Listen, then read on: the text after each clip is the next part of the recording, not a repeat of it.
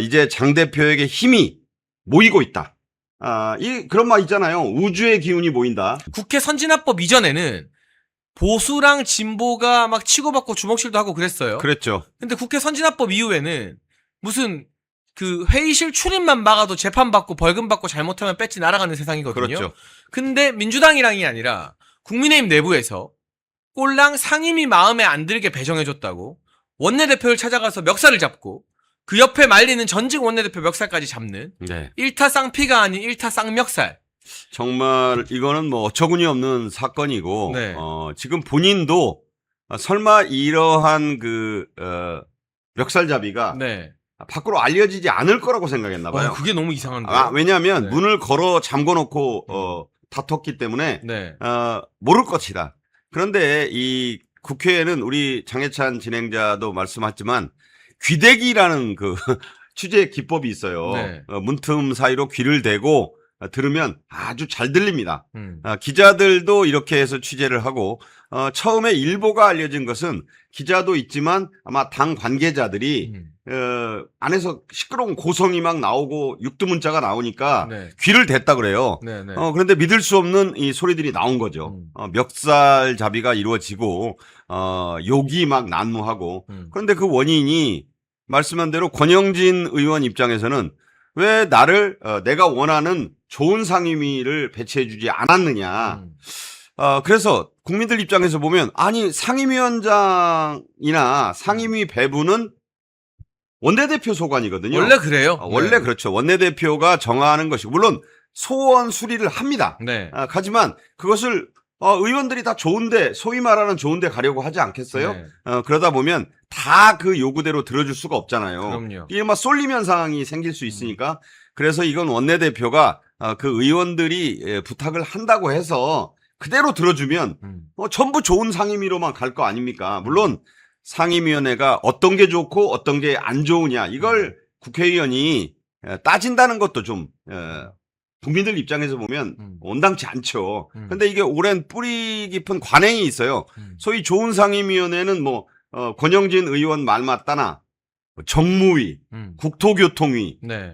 무슨 이런 산자위 이런 데를 원했다고 하는데 그런데 이제 그 자기 마음에 안 드는 이 위원회로 보냈다는 이유로 찾아와가지고 정정식 원내대표의 멱살을 잡았다. 그래서 항의를 또 하니까 10번이라도 멱살을 잡을 수 있다. 이게 이제 그리고 깽판을 쳐야 말을 들어준다. 글쎄요, 뭐 이게 진짜 깡패지 국회의원입니까? 글쎄 이 조직에서나 있을 수 있는 네. 그런 얘기가 나온 것이고 또 이 권영진 의원은 뭐 여러분이 잘 아시는 대로 대한과 미래 소속으로 그러니까요. 장동혁 대표를 계속 그 비판해 온 뭐 자기들이 정당을 개혁하겠다느니 뭐니 하면서 네. 뭐 소위 말해서 대안을 가지고 미래를 논한다는 이 모임의 아주 주요 역할을 하고 있는데 사실 대안도 없고 미래도 없다는 말을 그럼요. 들었는데 네. 급기야 멱살잡이를 한 거예요. 요새는 대안과 멱살이라고 부릅니다. 네. 당원들이 그래서 어제 뭐 이 이후로는. 멱살이 사실 양복을 입은 사람의 입장에서 멱살을 잡히면 이 살인미수로 봐야 돼요. 왜냐하면 이 멱살을 잡다 보면 넥타이를 잡아 당기게 돼 있어요. 목이 조이니까. 근데 네. 저도 이 보면 이게 잡아당기면요. 순간적으로 내가 죽을지도 모른다. 질식의 느낌이 와요. 그래서 이 멱살 잡는 것은 신중에 신중을 기해야 됩니다. 그런데 옆에 있는 이 송원석 전 원내대표 멱살까지 잡았다는 거는 이거는 동네에서도 보기 힘든 동네 땡땡치들이나 하는 그런 행동이 아니었겠는가. 그래서 본인 입장에서도 이제 나중에 이게 보도가 돼서 알려지고 귀대기 결과로 이제 기자들에게도 알려지면서 이게 대서특필이 됐잖아요. 네. 그러다 보니까 이제 권영진도 이게 잘못됐구나. 이거 어이쿠 이렇게 좀 느낌이 들었는지. 그러니까 반성이라기보다는 아이고 큰일 났다 싶은 거겠죠. 아마. 그렇죠. 이게 이제 네. 비판을 받을 건 당연하고 그것도 뭐 정정당당한 무슨 이유도 아니고 좋은 상임이 안 보내줬다고 이렇게 때를 쓰다가 벌어진 일이라고 하니까 본인도 좀 쫄렸는지 사과를 했어요. 하지만 당에는 기율과 기강과 징계라는 게 있는 겁니다. 그래서 정의용 사무총장도 지금 엄중 대처 방침을 밝혔고 저는요 이거 빨리 중앙징계위원회에 회부해 가지고 중징계를 해야 된다고 봐요. 근데 이게 민주당 같으면요, 위원님. 윤리위 열 사안도 아니에요. 그렇죠. 이 정도는 긴급 최고위 열어서 바로 처리할 수 있는 거예요. 생각해 보시면 전라북도 이 지방선거 당시에 그 정청래 당시 대표가 네. 그 몇 시간 만에 김관영 당시 지사의 그 징계를 제명으로 결정해 버렸잖아요. 아니, 그리고 그 김병기 전 원내대표 같은 경우도 윤리위 열지 않았습니다. 그렇죠. 한밤중에 긴급 최고위로 날렸습니다. 그만한 사안 아닌가요, 이거? 사실은 이 당의 기강을 이런 데서 잡아야 된다는 점에서 음. 본다면 장동혁 대표가 사람이 너무 좋은 거예요. 사실 이건 뭐 정청래라든가 일반적인 당에서 같으면 그냥 최고위원회 긴급히 바로 소집해가지고 제명을 시켜도 할 말이 없죠. 사실 할 말은 없어요. 그렇지만 제가 보기에는 당원권 1, 2년 정지를 시켜도 마땅한 그런 깜이 아닌가. 그래서 빨리 중앙징계위원회에 회부를 해야 되지 않나. 저는 그렇게 생각합니다. 저 개인적으로는 솔직히 말하면 의원직 사퇴에도 모자람이 없다고 봅니다. 네, 뭐 왜냐하면 이런 식의 물리적 충돌, 이거 만약에 경찰에 고발하면 폭행죄도 당연히 적용되고요. 그리고 국회 선진화법도 위반이고요. 사실 국회 내에서의 어떠한 물리적 충돌도 금한다는 게 국회 선진화법의 취지잖아요. 그렇죠. 나경원 의원이나 이런 분들이 그 말도 안 되는 공수처 패스트 트랙을 막으려고 국회 선진화법으로 재판받고 곤욕에 치르기도 했는데 그보다 더한 물리력을 행사한 거거든요. 그렇죠. 그 사람들은 그냥 회의장 못 들어가게 길 막은 거고. 그럼요. 이거는 멱살을 잡아한 거니까. 그러니까 당내 민주주의의 완전히 이 추락이고 네. 있을 수 없는 행태예요. 그리고 그 이유가 황당하고 전혀 이 항의할 사안이 아니에요. 원래 원내대표가 결정을 합니다. 네. 물론 원내대표도 이 사안을 대표에게 보고하고 조율을 해야 돼요. 그러니까 정점식 원내대표가 사실은 그 55명의 의원 지지를 받아서 이 원내대표가 됐는데 네. 당대표를 앞지르는 행동을 그동안 많이 했어요. 아시다시피 그 선관위 특검도 네. 그 민주당 안을 그대로 받은 것 아닙니까 거의. 네. 그래서 욕을 많이 먹고 있었고 또 의원총회 추인하는 과정에서도 장 대표 혼자 반대했다고 하는데 맞아요. 어쨌든 정점식 원내대표가 사실 그래서 제가 보니까 반응을 보니까 권영진을 이 나무라고 질타하면서도 네. 정점식 혼자 설치더니 멱살도 잡히고 하는 그런 반응도 없지 않더라고요. 제가 무슨 정점식 원내대표가 잘 당했다 이런 얘기를 하는 건 아니에요. 하지만 이 문제도 당대표하고 좀 상의를 해서 조율을 했어야 되는 거. 사실 상임위원장 배분을 놓고 보면 이게 지금 친한계라고 분류되는 사람들이 너무 많이 상임위원장 자리를 차지했더라고요. 거의 독식을 했어요. 네. 그런 점에서 보면 사실 상임위원장을 그 7자리를 원래 일찌감치 민주당이 던져준 거 아닙니까? 그렇죠. 네. 근데 이거를 정점식 원내대표 입장에서는 뭐 하나라도 더 얻어내야 된다는 목소리가 있었어요. 법사위원장은 절대 민주당이 안 내놓을 테니까 그러면 들어가는 명분이 선관위 특검도 이재명의 선택권, 더불어민주당의 추천권 그 어느 것 하나도 관철 못했잖아요. 네. 그렇다면 상임위원장 자리도 7자리 플러스 알파를 좀 이뤄내야 뭐 돌아갈 명분이 되는데 그걸 전혀 못했어요. 그래서 나오는 얘기는 최소한도 지금 그 선관위를 관리하는 담당 상위인 행정안전위원장 자리라도 하나 얻었어야 되는 거 아닌가. 그러니까요. 그런 점에서 보면 정점식 원내대표도 이번에 그 멱살잡이 대상이 될 그런 데 대해서 큰 동정은 못 받아요. 하지만 그래도 한 당의 원내 대표씩이나 돼서 그 의원한테 멱살을 잡히고 쌍욕을 들었다는 점에서 보면 정 원내대표의 정치적 위상도 이번에 아주 바닥을 본 겁니다. 네.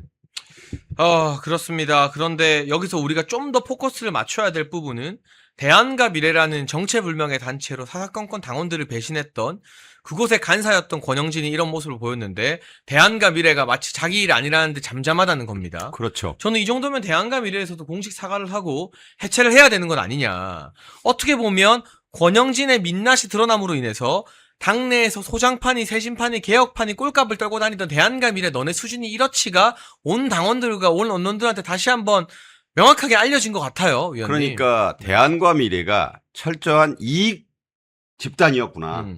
그러니까 서로가 무슨 대안과 미래를 논하기 위해서 만났다지만 그 안에는 한동훈계도 있고 오세훈계도 있고 그 두 개가 어, 주축이죠. 그 개가 주축이면서 이제 서로 그 자신들의 앞길을 모색을 하는데 이 사안에 접하고 나서 보니까 이건 보통 그 사안이 아니거든요. 욕을 무조건 먹게 돼 있는 사안이니까 네. 여기에서 괜히 권영진을 실드 칠 이유가 없는 거예요. 혹시 너도 똑같은 그런 멱살잡이냐? 네. 이런 게 동의하느냐? 이런 말을 들을까봐 이럴 때는 숨는 거예요, 지금. 혹시 같이 엮일까봐. 그러니까요. 그러니까 참으로 어떻게 보면 이 이름을 참 잘못 지었다.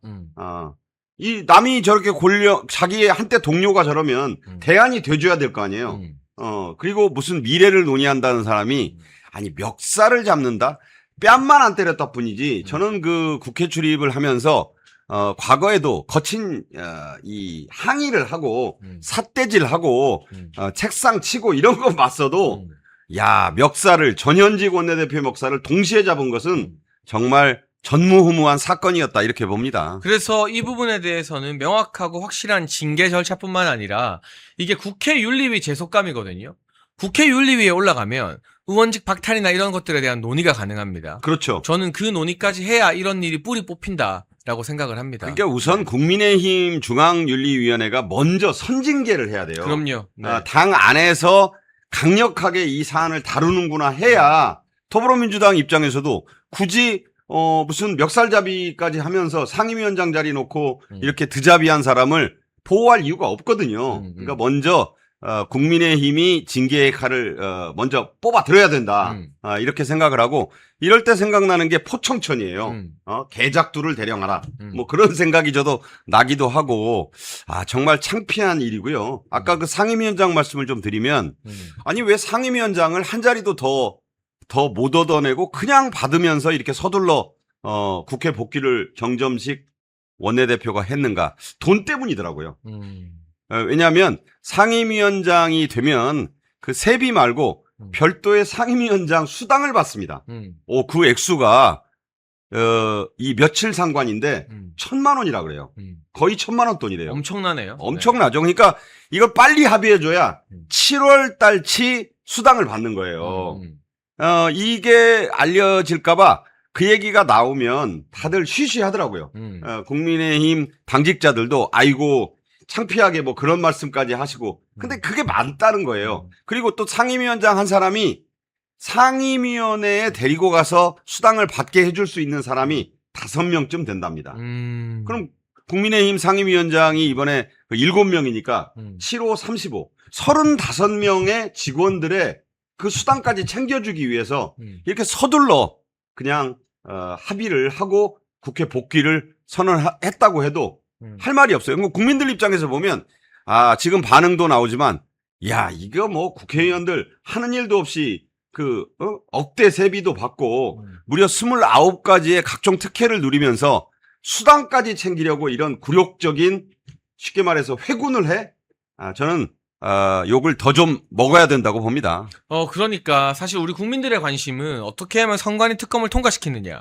그리고 이 지금 드러난 선관위 전산 조작 사태를 명분 삼아 장동혁 대표가 주장한 것처럼 특검의 수사 범위가 중앙선관위 서버 압수수색으로까지 확대되느냐. 그렇죠. 그리고 이재명의 그 막장 토론회, 부동산 정책에 대한 정말 실망스럽고 충격적인 수준 낮음. 야, 원맨쇼지, 원맨쇼. 여기에 꽂혀 있는데 네. 국회의원이라는 작자들은 빨리 내가 상임위 차고 들어가서 꿀상임위 가고 싶다. 수당 받고 싶다. 위원장 하고 싶다. 야. 근데 그 위원장들 대다수가 친한계로 포진되어 있고. 글쎄요. 저도 깜짝 놀랐어요. 그 노른자위 상임위원회를 뭐 서로 막 앞다퉈 차지한 것 같고 제가 볼 때 가장 그 상임위원장 가운데 눈에 띄는 사람은 유이동입니다. 네.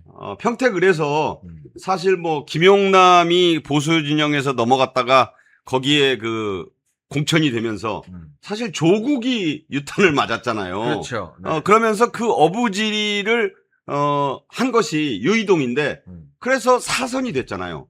원래 국회 상임위원장은 3선들이 하는 겁니다. 4선이 좀 상임위원장 하겠다고 포크 나이프 들고 뛰어든 것은 누가 봐도 볼성 사나워요. 그런데 경선까지 해가지고 한 표 차로 국토위원장 자리를 따냈어요. 이 국토위원장은 진짜 꿀자리잖아요. 아까 그 권영진이 멱살잡이하면서 꼽았던 그 세 개의 알짜 상임위 가운데서도 사실 속으로는 1등 상임위 거기 꼭 가고 싶은 데였다고 봐야 돼요. 그 상임위원장을 사선씩이나 된 유이동이 먼저 뛰어들어서 그거부터 차지했다는 점에서 장동혁 대표를 흔들면서 끊임없이 뭔가 자신들의 정치적 또는 금전적 이해관계에 그리고 다음 총선에 국토위원장 하면 당선되기 아주 쉽습니다. 국토위원만 해도 좋은데 국토위원장을 하니 얼마나 그 남은 이 기간 동안에 선거운동을 그냥 거저하는 거예요. 유이동 국토위원장이 저는 제일 눈에 띄었습니다.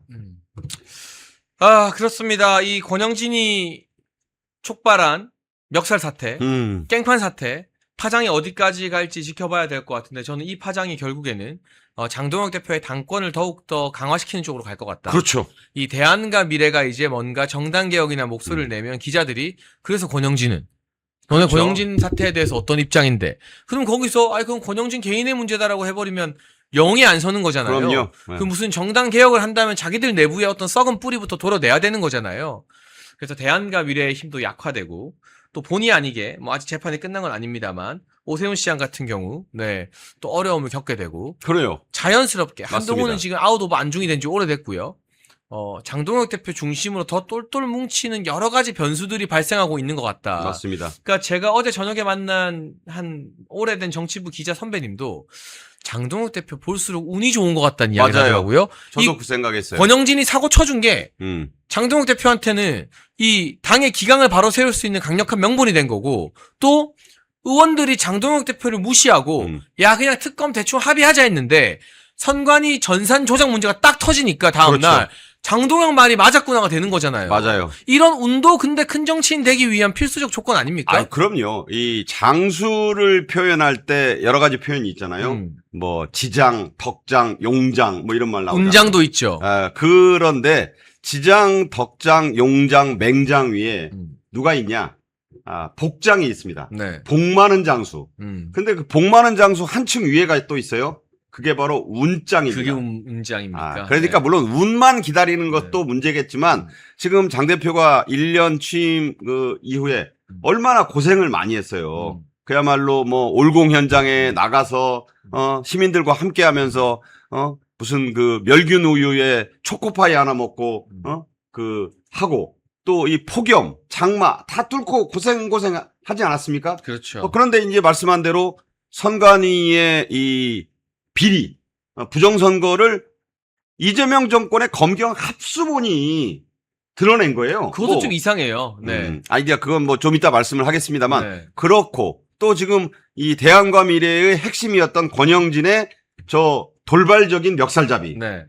그리고 오세훈이 또 뭐 2등으로 그 법여권 후보 한동훈을 제치고 올라와서 기세가 막 올라갔었잖아요. 그런데 본인이 사실상 당선 무효형을 받았는데 저는 사실 어제 이 1심 판결을 보고 오세훈의 정치적인 운이 끝났다고 생각합니다. 왜냐하면 무죄는 고사하고 벌금 100만 원 미만 받을 길이 없어요. 라고 본다면 이게 아까 운장, 복장 말씀을 했는데 복이 있는 사람은요. 적들이 제풀에 다 쓰러집니다, 이렇게. 그러니까 이게 뭐 내가 잘 싸워서 그 사람들을 물리치는 것도 중요한데 그런 주요 적들이 제풀에들 쓰러진다. 그런 점에서 이 선관위는 알고 보면 이재명 정권이 수사를 하다가 합수본이 이런 것이니까 이재명이 어떻게 보면 간접적으로 도와준 셈이 되는 것이고 오세훈은 그렇게 큰 소리 치고 하더니 결국은 대납 혐의로 제가 보기에 벌금 1,000만 원은 빼도 박도 못하는 형량이에요. 유무죄만 다툴 수 있을 뿐이고 벌써부터 내년 4월 서울시장 보궐선거 얘기가 나옵니다. 이게 제가 처음에는 재선거인 줄 알았더니 보궐선거더라고요. 왜? 대납 혐의는 정치자금법 위반에 해당되기 때문에 이게 재선거가 아니더라고요. 어쨌든 지금 본인의 시장직과 함께 정치 생명이 경각에 달렸다. 저는 사실 뭐 날아갔다라고 저는 생각을 하고 거기에 아까 말씀드린 대로 한동훈도 요새 뭐 질이 멸렬해요. 그렇죠. 사실. 네. 그런 점에서 보면, 이제 장 대표에게 힘이 모이고 있다. 그런 말 있잖아요. 우주의 기운이 모인다. 근데 자기들끼리도 자중질환이에요. 그렇죠. 어제 경향신문 기사를 보니까 그 대안과 미래 단체 대화방에 조은희 의원이 하나 기사를 올렸대요. 네. 그 기사 내용은 뭐냐? 친한계 초선 의원과 국회의원들이 오세훈 유죄 받은 걸 좋아하면서 이제 한동훈이 답이다. 오세훈 날라갔으니까 한동훈 중심으로 모일 거다. 근데 이런 인터뷰가 그 대안과 미래에는 친한계도 있지만 친오계도 있거든요. 그렇죠. 조은희 의원이 대표적이고 네네. 권영진도 친오계잖아요. 맞죠. 이 친오계들은 열받는 거예요, 지금. 그래서 자기들끼리 사실상 좀 자중질환이 있는 거 아니냐. 당연하죠. 그러니까 이 한동훈 입장에서는 네. 이걸 웃어야 되나 울어야 되나 이 표정 관리가 애매해졌어요. 그러니까 오세훈에 대한 감정이 복잡한 거죠. 오세훈은 같이 일정 기간 같이 가면서 장동혁 대표를 계속 같이 까줘야 되는 그런 동반자의 의미가 있었고 그런 점에서 보면 이 정치적으로 이제 거의 최대 위기에 몰린 오세훈을 일단 겉으로라도 좀 안 됐다. 이 2심 가면 무죄가 될 거다. 뭐 이렇게 말을 하면서 또 돌아서서 화장실에 가거나 뭐 본인이 생각해 보면 그래 얼마 전에 나 제치고 3등에서 2등으로 야권 그 차기 대선 주자 2위로 올라선 물론 1위는 계속 뭐 아시다시피 장동혁 대표 아니겠습니까? 그렇죠. 네. 그러니까 자기가 2등 하다가 3등으로 밀리게 한 장본인이 오세훈인데 그 오세훈이 제풀에 정치적으로 끝장나게 됐어? 그럼 이제 나밖에 없네. 이런 생각을 하니까 또 그건 또 좋단 말이에요. 보니까 대부분의 사람들이 장동혁 대표 포함해서 이 오세훈 1심 재판 그래도 우리 당 시장 재판이니까 판사가 너무한 거 아니냐라고 항의하는 글을 올렸어요. 그렇죠. 장동혁 대표도 길게 글을 썼습니다. 그렇죠. 전 잘한 거라고 봅니다. 그럼요. 통 큰 모습 보여주는 게. 대표로서는 당연히 또 판사 아니겠습니까? 네. 출신. 그 입장은 분명히 밝혀야 되죠. 근데 한동훈은요. 딱 두 문장 썼더라고요. 그러니까 그 복잡한 심사가 그래요. 그게 사실은 아이고 납득이 안 된다 아쉽다 하는데 이걸 딱 내리면 이렇게 씩 웃고 있는 맞아요. 그러니까 그런 이게 게 친한계를 통해서 드러나는 거잖아요. 제가 어제 그런 얘기했다가 여성 이 구독자 시청자들한테 욕을 엄청 먹을 뻔했는데 왜요? 그 남자들 사이에서 하는 얘기가 있어요. 요새 뭐 이 얘기는 그 과거에 있었던 요새는 안 그런다는 말씀 드리면서 네. 그 상처를 하면 네. 부인이 돌아간 남자가 그 부인 상가에서 네. 남들 앞에서는 웃을 수가 없잖아요. 네. 부인이 돌아갔는데 이거 엄청 옛날 얘기죠. 요즘 이야기가 아니죠. 그렇죠? 물론입니다. 네, 네. 그런데 화장실 가서는 웃는다는 말이 그 있어요. 옛날 말이 그런 말이 옛날 있다는 말이 거죠. 그렇다는 네, 거예요. 네. 이게 지금 그렇다는 게 아니라. 네, 여러분. 그래서 저는 네. 그게 왜 떠올랐냐면 한동훈의 입장이 겉으로는 아이고 오세훈 시장 안 됐네. 분명히 2심에 가면 억울함이 밝혀질 거예요. 나도 검사라서 잘 알아요. 이렇게 하면서도 좀 더 생각해보고 나니까 그래 이 기회에 오세훈 제끼고 내가 다 먹는다. 그렇지. 그 파일을. 네. 그러니까 뒤로 돌아서거나 남들 안 보이는 데서는 웃음이 비어져 나올 수밖에 없는 그런 입장이라는 거예요. 근데 그게 너무 티가 나요. 그 두 그렇죠. 문장 그렇게 말 많은 촉새 한동훈이 꼴랑 두 문장으로 오세훈 재판 아쉽다 하고 사실은 오세훈 시장 때문에 가장 힘들었던 장동혁 대표는 장문의 글을 남겨서 이거 항의를 했거든요. 맞아요. 그리고 친한계가 저렇게 인터뷰하고 대안과 미래에서 오해가 풀렸다고는 하지만 친한계와 친오계 사이에 분열이 막 일어나고. 그럼요. 그러니까 저는 어떤 생각하냐면 성향이나 정치의 어떤 방향성은 다를 수 있어요, 여러분. 그렇지 않아요? 맞습니다. 저나 박상규 위원님도 정치 성향이 완전히 똑같진 않고 다 다르죠, 조금씩. 아이 그럼요. 같은 근데 보수라도 그 안에서 다른데 근데 얘네의 문제는 얘네가 뭐 중도 지향적이라서 우리랑 다르고 문제가 아니라 그렇죠. 기본적인 인간성 결여. 그럼요. 남이 안 됐을 때 좋아하면서 아싸 제가 안 된 만큼 저 파이 내 거다. 이거를 못 숨기는 그 천박한 인간성. 저는 그러니까. 그게 친한계의 가장 큰 문제라고 그러니까 생각합니다. 이 인격을 우리가 논함에 있어서 남의 불행을 보고 씩 웃는 사람들이 있어요. 네. 섬뜩합니다. 그러니까요. 그 뒷골이 선을 하고 도대체 무슨 생각으로 저렇게 이상한 미소를 짓지? 물론 한동훈이 오세훈의 이 문제 판결을 보고 웃는 걸 네가 봤어? 보지는 않았어요. 근데 정황상 그런 반응이 근데 정황상 지금 그 주변에 그 소위 친한계라고 불리는 패널들이 여기저기 방송 나가서 하는 걸 보면 사실 좀 이 표정 관리를 하고 있더라고요. 즐기고 있어요. 즐기고 있어요. 은근히 어쨌든 기분 나빴던 것이 바로 한 일주일 전에 나온 그 범보수 네. 그 차기 주자 3등을 한 번도 해본 적이 없는 그 한동훈이 네. 오세훈한테 역전당했었거든요. 그런 점에서 대단히 기분이 나빴고 사실 오세훈이 요새 좀 많이 설치지 않았습니까? 네. 그 대표적인 것이 이 판결 나기 한 사흘 전에 서울시청으로 그 윤상현 의원 불러가지고 뭐 당대표제를 폐지해야 된다. 그러니까 네. 조찬 그 간담회 그게 이제 서울시장은 이 장관급에다가 뭐 엄청나게 많은 예산 8조 원 넘는 예산을 주무르는 자리에 있다 보니까 국무회의도 참석하고요. 그럼요. 그러니까 이제 그 윤상현 의원을 불러가지고 그 시장 어디 이 전용 공간에서 둘이 밥 먹으면서 그 논의를 한 게 당대표제 폐지잖아요.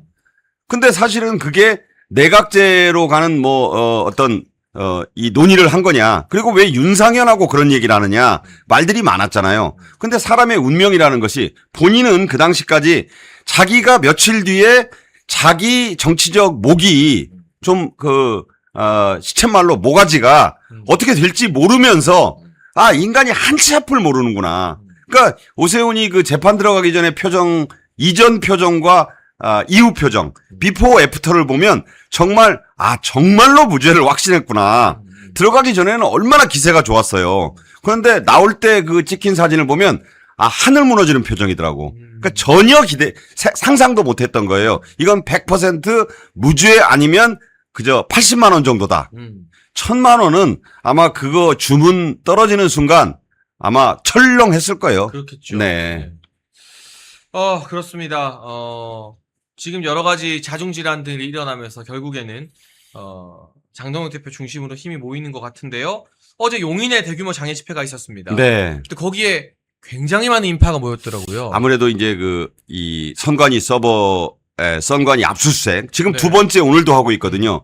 이게 가장 컸다고 보고. 근데 여러분 제가 당내에서 당대표가 장애로 움직이면 원래는 그 지역과 인근의 당협위원장들한테 공문이 쫙 내려가서 당연히 당협위원장 한 명당 뭐 당협 하나당 한 100명, 200명 데리고 와라라고 합니다. 그렇죠. 근데 장동혁 대표는 그걸 안 하는 대표로 유명해요. 그렇죠. 그게 좀 사실은 좀 안타깝기도 좀 합니다. 했으면 좋겠는데 네. 당내 협조도 솔직히 원활치 않고 그런 인위적인 동원을 안 하겠다는 게 장 대표 소신이에요. 그렇죠. 그러니까 정말 이거는 장 대표가 어디 간다는 걸 미리 알고 나온 시민과 청년들의 자발적 움직임이거든요. 네. 그런데 대구 찍고 광주 찍고 용인 갔는데 선관위 그 전산 조작 드러난 이유라서 그런지 또 장동혁 대표의 뚝심행보에 정말 진정성이 있어서 그런지 지금 댓글 나오는 것처럼 올림픽 공원 수준으로 많은 사람들이 용인에 나왔어요. 그러니까 이게 이제 구름이 모이듯이 네. 그게 이제 표현 말 그대로 운집이잖아요. 네. 이 민심이다. 왜냐하면 힘이 쏠리고 흩어지는 거는요 아주 자연스러운 게 있어요. 네. 제가 볼 때는 어제 한날 일어난 사건이라고 믿어지지 않을 사건이 동시에 일어났다. 첫 번째로는 이재명이 간접적으로 도와준 선관위의 이 부정선거가 확인된 점. 이게 이제 가장 기폭제가 됐고, 또 오세훈이 경쟁자라고 자꾸 나대던 오세훈이 정치적으로 치명타를 입은 것. 그리고 이제 그동안 대왕감 이래를 중심으로 계속 견제구 이상의 비아냥 이런 것들을 날리던 권영진의 멱살잡이. 네. 이건 스스로 정치적으로 자살을 한 거예요. 이런 걸 두고 정치적 자살행위라고 부르는데 제가 보기에 대구 지역구에 이 권영진 지역구에 있는 분들은 다음 총선에서 이런 사람 어디 그 상임위 마음에 안 들다고 멱살부터 잡는 우리가 어디 가서 멱살 잘 안 잡잖아요. 그럼요, 그럴 일이 없죠. 멱살을 잡는다는 거는 상대방의 인격에 대한 완전 모독이에요. 쉽게 말하자면 뭐 거의 뺨을 때린 거나 다름없는데 뺨 한 번 때린 것보다 멱살을 잡으면서 내가 10번도 못 잡아. 저는 이 말에 경악했어요. 근데 와 이거 정말 말씀 계속 하시죠. 그 10번씩이나 그게 그 언론도 제목으로 뽑았던데 아니 왜 그런 말이 있지? 10번인들 못 잡으랴? 그러니까 너 내가 멱살 이상 할 수 있는데 멱살을 막 더 잡고 싶다 이런 얘기잖아요. 그렇죠. 아나무인도 이런 아나무인이 없다. 과거에도 이렇게는 안 했어요. 그리고 상임위원장 배분이 그러니까 너무나 당 지도부, 원내대표도 그렇고, 이 친한계건, 친오계건, 너무너무 우습게 봐. 이 당 지도부 자체를. 그렇게 보이게 만든 것은, 자업자득인 측면, 특히 정점식 원내대표의 그 눈치 보기라든가, 이게 당대표하고 같이 움직여야 되는데, 보면 뭐, 애매하게, 오세훈도 만났다가, 친한계도 만났다가, 대한과미래도 만났다가, 계속 이렇게 저울질을 하니까, 스스로의 권위를 깎아먹은 측면도 있다. 저는 그렇게 보고요. 아무튼, 이런 것들이 모이면서, 장 대표에게 지금 운이 모이고 있다. 그래서 오늘 언론 제목도 힘 실린 장동혁. 이게 딱 맞는 표현이라고 보고, 다만, 이렇게 모여든 힘을 장 대표도 앞으로 잘 써야 될 것이고, 그럼요. 나머지 백업이 또 중요해요. 국민들이 자유우파 시민들이 이런 장 대표를 뒤에서 좀 더 굳건히 밀어야 되겠다. 그리고 오늘 분위기가 좀 달라진 게 원내 대책회의가 열렸습니다. 네. 이건 원내대표가 주재하는 회의인데요. 정점식 원내대표가 안 나왔어요. 이게 약간 열받았다라는 항의 표현으로 보이는데 창피하겠죠, 일단. 일단 그래서 창피하죠. 누가 이 회의를 주재했느냐? 정의용 사무총장이 주재했습니다. 보통은 원내 수석부 대표가 하기 마련인데. 근데 사무총장이 분명하게 메시지를 내더라고요. 그러니까요. 이런 멱살 잡는 행위 묵과하지 않겠다. 그냥 넘어가지 않겠다. 묵과하면 안 되죠. 그리고 오늘 사무처 노조도 입장을 냈고요. 원내 당협위원장 협의회도 이거 넘어가면 안 된다. 빠르게 최고위 소집해서 징계해라라고 했습니다. 저는 장동혁 대표 중심으로 힘이 모일 때 이때를 놓치지 않고 당의 기강을 잡는 모습을 분명히 보여줄 필요가 있다고 생각합니다. 최소한 저것은요, 아까, 이 더불어민주당처럼 즉각 제명은 안 시켜도, 적어도, 최고위원회의 긴급 결의를 통해서, 맞아요. 그냥, 당원권을 내년 총선 출마가 불가능한 정도, 그렇죠. 2년 정지 정도 시켜도, 할 말이 없을 것이다. 그렇게 해서, 일찌감치 권영진 지역구에 출마하려는 분에게 길을 열어주는 게 맞다고 봐요. 거기 또 우리 멸콩TV에도 자주 나오는 조원진 대표님 지역구라고 하더라고요. 그럼 보수 통합의 카드로도 쓸 수 있겠다. 그러니까 원래가 이 지금 TK의 특히 대구 지역은 좀 심하게 말하자면 옛날 전라도에서 DJ가 내려보낸 김대중 전 대통령이 내려보내면 그저 작대기에 노란 리본만 그때는 이 평민당과 새정치국민회의 이런 데의 상징색이 노란색이었어요. 그렇죠. 네. 그래서 노란 리본만 묶어둬도 된다는 게 있었는데 사실 TK가 좀 달라지긴 했어도 지금 보수에서 나가면 그저 편하게 그럼요. 3선, 4선 4선. 그래서 그쪽에 TK 쪽에 특히 대구에 타선 의원들이 유난히 많잖아요. 이 방송 보시는 대구 분들도 저도 대구에서 2년간 객지지만 군대 생활을 해서 좀 아는데 기질이 대단한 분들이잖아요.